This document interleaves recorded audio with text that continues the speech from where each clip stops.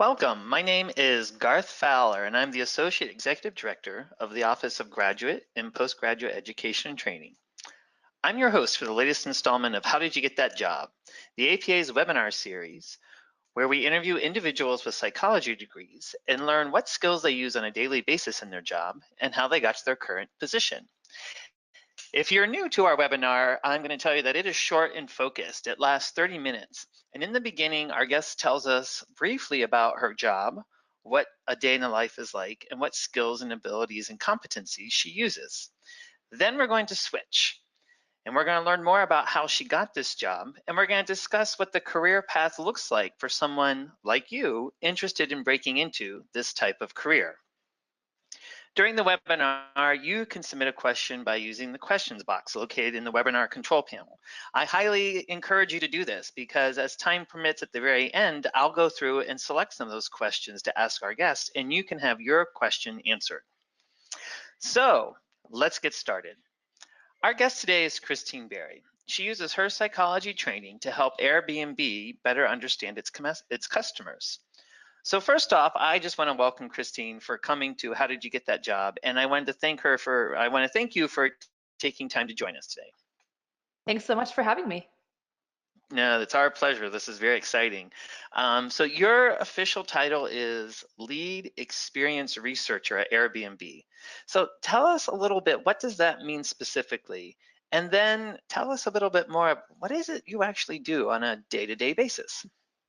Yeah, sure. So as an experienced researcher at Airbnb, but probably for most experienced researchers in the world, what we do primarily is work with designers, product managers, engineers, and other technical roles to build technology products that people actually want and can easily use.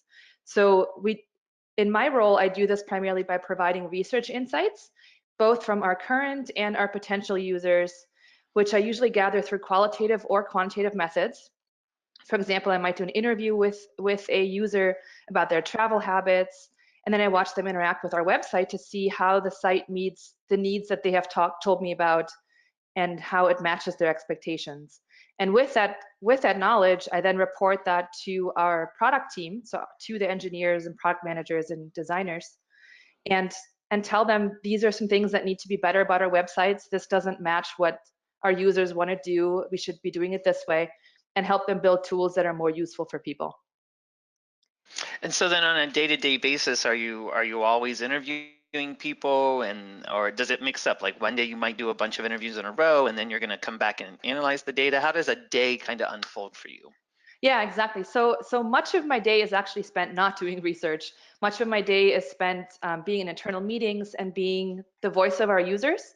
And probably about once or twice a month, I have a few days where I do interviews or I do surveys or I do research in some other way. So most of my day is probably spent dealing with internal stakeholders and conveying information that I've gathered from research to them, making sure everyone understands it, and making sure that the user is represented in our team meetings. Excellent. So for the type of career that you're in, are there many others with the same title who would do the same thing at another business, or do you know of people who are doing this like maybe in the nonprofit world, like at schools or at federal agencies? Yeah. So the most common title for this role is probably user experience research, um, also called UX research for short sometimes, which you probably have seen. But there's a few different names that are around that are essentially the same thing. So sometimes it's called design research also. And these roles exist in many different companies. So I've seen them in tech companies, of course, which are the most common, but I've also seen them for some nonprofits, primarily if they're also involved in the tech space.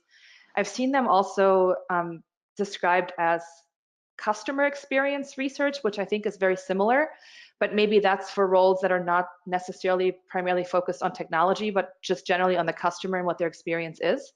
For Airbnb, it's actually just experience research because a big part of what we do is an offline experience. If you think about what Airbnb does, a lot of what people are doing with our product is actually traveling in the real world, going to someone's house, interacting with a host. So we call it not user experience because it's not necessarily focused on the user of our technology, but generally the experience as a whole. and a few other roles that are related that you might find at some of these companies, and that certainly psychologists would be very qualified for. And I know some psychologists in these various roles are either market research or marketing research, which has a slightly different focus. Market research tends to be focused more on the larger level market versus the individual people. There's also survey science or other quantitative research roles, and these folks tend to be more, as the title says, quantitatively focused. So they're doing more surveys and doing more complicated analyses for those. And then also data science, and data scientists are very common in all the tech companies, and they mostly use and work with the data that exists based on behavior on the platform. So if you're going to websites X number of times, they would be the ones who would analyze that kind of data. So it sounds like lots of opportunities, and actually I do know someone here that I work with at APA who does user experience. Title is very different, so it sounds like this type of option or career pathway is very broad. Lots of job titles, lots of opportunities, so which is good, but also maybe sometimes frustrating. But let's look into, because I think what's going to be the commonality across all this and what we really focus on in our interview is really looking at what skills, knowledge, and abilities do you use on a daily basis in your job. And we really like to focus on like what is it that is necessary for you to be successful in this job or in this career path. So unsurprisingly, the most important skill to have is research methods and research design. So even though I mentioned earlier that's not what I spent most of my time doing, that is the thing that is most unique to this role, right? You need to be able to understand how to best answer your research questions and how to design a study that's going to get the answers that you're looking for. And that's of course what we as psychologists learn in our training. And if you know how to execute research, figure out the best methodology, then you have probably already 70% of what you need to do for this job. And then the other 30% are mostly about communicating and working with a team of people. So for me personally, I do primarily qualitative research now, even though most of my research training actually was quantitative. I still do the occasional survey, but most of what I do is pretty basic. It's mostly reported in frequency, so I don't do any statistics anymore.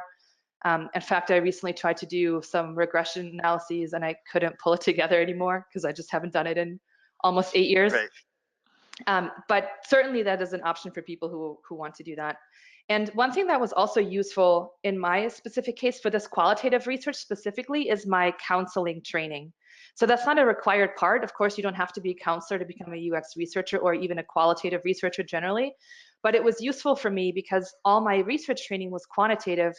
To have this qualitative training, to sit with someone, to interview them, to ask them questions, which has been helpful to apply for qualitative research, which is most of what I do now.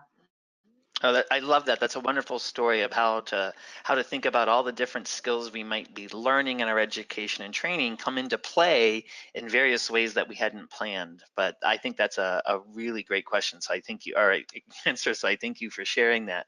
But let's talk a little bit, because I think that's a good segue then into, when someone gets a job, not everyone comes in with the absolute skill set. I'd say this a lot in the seminars and stuff that we do, that, if someone writes a job ad, they don't come in with everything. So let's talk a little bit about some of the skills, which, if any of those skills that you just talked about, knowledges or abilities, did you develop or learn as a graduate student or postdoctoral fellow? Yeah, so in grad school, I think the biggest one that I learned is, of course, was the research methods. And then another thing that was useful for me in grad school was that I I have one degree in counseling psychology, as I mentioned, and my other degree is in human sexuality, which of course that subject matter is not necessarily relevant to my job now, but what was really useful is that I was in an interdisciplinary program there. It was completely research focused, but the other folks that were there and the professors came from psychology, from anthropology, from sociology. So it was really cool to take classes in those various fields and learn how different fields approach research. So of course, from the anthropologist, I learned a lot about ethnographic research, which was great to apply now in my qualitative work. So something that's useful to do in your graduate training is to take some classes in other disciplines and see how research varies. Maybe even take a research methods class specifically from different disciplines to see how they're teaching that or thinking about that. Oh yeah, that's a really great idea. Talking a little bit about how your training can prepare you broadly for opportunities and things like that. But let's talk a little bit. So obviously you kept saying research skills is key. We hear that a lot in just the ability as a psychologist to handle data. We hear that a lot in all our jobs. That seems to be a very common theme. What are the things that you had to learn while you were on the job, or maybe you picked up elsewhere, not specifically in your formalized schooling, that is a skill set or an ability or some knowledge that you still find you use on a daily basis? How did what's that complementary type of learning that goes to helping you be successful in your current job? I think the most difficult one for me personally was the technology and design skills. So as a UX researcher, one of the things that I have to do is help inform our design team on how the design should look and how the design should work. But of course, I don't have a design background. I also have no design bone in me. So it was really hard for me to understand what's important and how visually this should look. And I actually got that knowledge through the research that I did. So my very first job that I got as a UX researcher was for a company called Answer Lab, and they're a consulting company that consults with lots of different brands. So for example, Facebook or Google or Airbnb even, or Honda, Macy's, lots of different brands. And that was a really cool way to learn from lots of different industries and with lots of different methodologies. And through that, I learned about best practices for, how should this kind of button look on the website, or how should I think about the checkout flow and someone putting in their credit card, what's important there. So those kinds of things I was expected to know pretty early on because I had to make recommendations to the teams and how they should approach that. But I felt like I only got that through doing the research and hearing over and over and over from the users that I interviewed about how they think about that. So really for you it was that it was this interface of using our understanding of behavior, but this was in a tech company that had, they were based upon a certain technology, and so you really found that you had to learn that, that was your learning curve. Yeah, exactly. That's a good way to think about that. Excellent. Well, so one of the things that we like to do is we like to hear about, your pathway, how you got here. So tell us a little bit about if someone were interested in getting a job like yours. Let's start with, oh no, sorry, career progression. Give us a brief history of how you got here. How did you first get into this career field? And was this your first break-in? You had mentioned before your Answer Lab. So give us a little bit about how you moved from being, I think most people have already, the questions that are coming in, they're asking, how did you go from human sexuality and counseling psychology into, a big name tech company? So give us a little bit about that progression in that career path. Yeah, I got lots of questions about that from my friends and my family also when I got a job. um, so the way that I got there, honestly, is mostly through referrals and connections. So when I started, so to take one quick step back, my degree in human sexuality I got from San Francisco State University. So I was in San Francisco already, which of course where most of these tech companies are based. So just based on location, I already kind of had a leg up in that. And then when it was time for me to look for jobs, what I did was I went to different job websites and I searched for keywords psychology and research. And what came up were a few, very, very few academic jobs and mostly UX research jobs. And at the time, I didn't really even know what UX research is. I had heard about it because I had gone to the APA convention and there was a panel that someone did on alternative careers, and there was a UX researcher as part of that. And so I'd heard about it, but I hadn't considered that as a career. It certainly wasn't what I was preparing for. And it seemed interesting. I started applying for jobs and nothing happened. I applied for lots and lots of jobs for several months and nothing happened. And after a little while, I came across this job at Answer Lab that I ultimately got. And when I found that job, I looked on LinkedIn to see if I knew anybody at that company or knew someone who knew someone. And I happened to know someone who knew someone. And I reached out to my friend and said, "Hey, I see that you know this person. Could you put me in touch with them?" And he said, "Yeah, I'd be thrilled to." And he did. And that person then reached out to me and we had a phone conversation for 30 minutes. And then he referred me for a job and the recruiter reached out. And that's honestly how I got every single one of my jobs, is that I happened to know someone or I knew someone who knew someone at that company and they were able to talk with me and then they were happy to refer me. Yeah, we hear that a lot. That just having a network really helps. So it isn't, you still got your job based upon your skills and Mhm. knowledge and ability, but having the network of someone that can make an introduction, and then you're basically, like that opens the door. But then it's all up to you to walk through it and have a good presence or something to continue on with the analogy. But we hear Yeah. that very, very common. Yeah. Um, but are there, seems like a growing field. Are there, if someone was interested in getting a job like this, is there particular places they would look for openings? We talk about, are there specific journals or maybe, weeklies or newspapers? There are not newspapers, but kind of like, publications they might read where there's jobs. Are there specific conferences where people go together where you might see opportunities, or they might be interviewing there? hmm Yeah, there are lots of those things. So the number one piece of advice I would give anyone is to build your network as wide as you can. So go wherever you can meet various people who are in that field, connect with them on LinkedIn. You never know who's going to know someone who's going to know someone. So definitely build your network on LinkedIn because that's been helpful for me. And the places where you specifically might be able to go. So there are a few different professional organizations that are pretty widely known and also have meetups and events in various cities throughout the US and throughout the whole world actually. One of them is called UXPA. And if you Google them, you'll find their website. They have lots of different resources for various professional organizations on a regional level also. So their website is a really, really great resource. And the other one is called IXDA. And they are, I'm not sure if they're smaller. I think they're a little bit more design focused versus research focused, but they are nevertheless an excellent resource also. If you Google generally UX organizations, you will find both of those organizations listed there, and then you'll also find some additional resources for smaller organizations that are more regional or more specific. And then in terms of conferences, there are tons and tons of conferences that are UX related all over the world every year, which is good news. The bad news is that some of them are really, really expensive because they're of course focused on industry and not on academics or students. Right. So just because something is more expensive though doesn't mean that it's better than others. So certainly look for them. The one place to find a really, really good list of different conferences is www.finduxevents.com. And if you go to that, they will have a list broken down by month of different events in different parts of the world.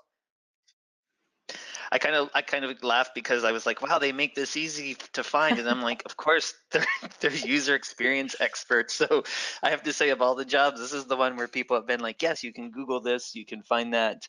So that sounds really helpful. Just to be clear, I think I wrote these down, but to repeat them for our audience. So the first groups you said to look at was UXP as in Papa A. Mm-hmm. That's right. And the other one was IXD as in dog A. So look at those groups. All right, Yep. perfect. That's right. So one of the things we find in some jobs is, especially as people who have been, in the career path longer, the job that you currently have might be further down, let's say, the career progression. So someone might not typically be able to interview um, with your interview and get into your job. So is there like is there a break-in field? Are there positions like, yes, most people usually start off in this with this title or this level job and they progress through a company, or with experience they get to my level? Is there kind of a career pathway for someone like that they want to look at for this in this particular field? Yeah, so tech companies are kind of known for not having too much hierarchy, or at least they try to be known for that. So a lot of the people who are in that field, no matter what level they're at, are called UX researchers. So even as an entry-level person, you're probably called the same title. Sometimes you'll see associate user researchers. So the word associate beforehand indicating that maybe that would be a entry-level position potentially. And I think that something that was really helpful for me is consulting companies. Consulting companies, of course, all companies will hire entry-level researchers and higher-level researchers. So it really varies on where they are with their, with what they need at that time. But I found consulting to be a really great place to get into because you can learn a lot of different skills in a short amount of time because you're doing so many different kinds of things. You're doing research for so many different kinds of companies. And that really helped me know what I like to do, what kind of research I like to do, what kind of company I like to work for, and helped me then after a few years, narrow down my next job search to be more focused and specific in what I wanted to do. Great. Well, we're And going to roll on to, oh, I was going to go on. say, I do want to mention that that a lot of the big tech companies do hire people straight out of grad school.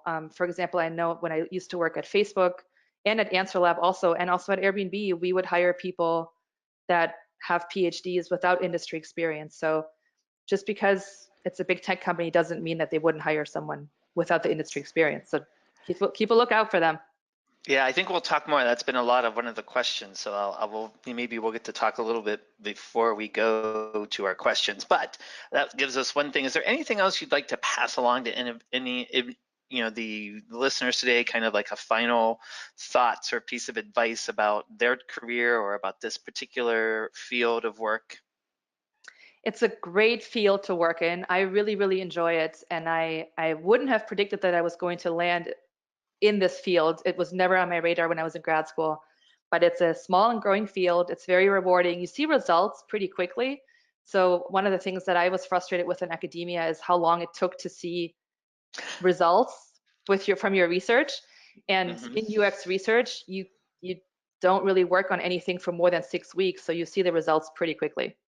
Yeah, that is one of the things that we hear often about the difference between academic work and business work is it's a faster pace. And if something isn't working, industry is usually quicker to say, okay, stop it, let's do something completely different. Where I think in academics, that's the whole point is we want to know Mhm. the answer to this question. So you keep pushing on that one. So, well, there have been lots of questions. And I think one of the ones that came up in our, when people registered and one that I'm seeing here is kind of like, the question is, how difficult was it convincing people in industry to really hire and look at someone like you who, might be, looking at your resume at the time, I imagine you looked very, very academic based. So Mhm. one of the questions even was, did you talk about your counseling skills during the interview? How did you sell yourself in the interview? How did you sell yourself to these people when you might have felt or looked like a strictly academic person?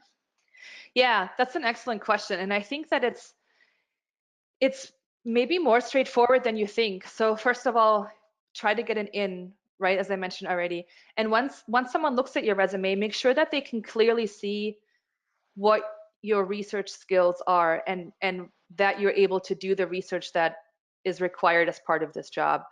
And the way that a lot of companies do this and the way that you should think about that is a lot of companies have you do an exercise as part of some of your initial conversations. So they'll ask you some really specific questions about if you have to answer XYZ research question, what kind of study would you do to address that question? So it's very, very behavior based.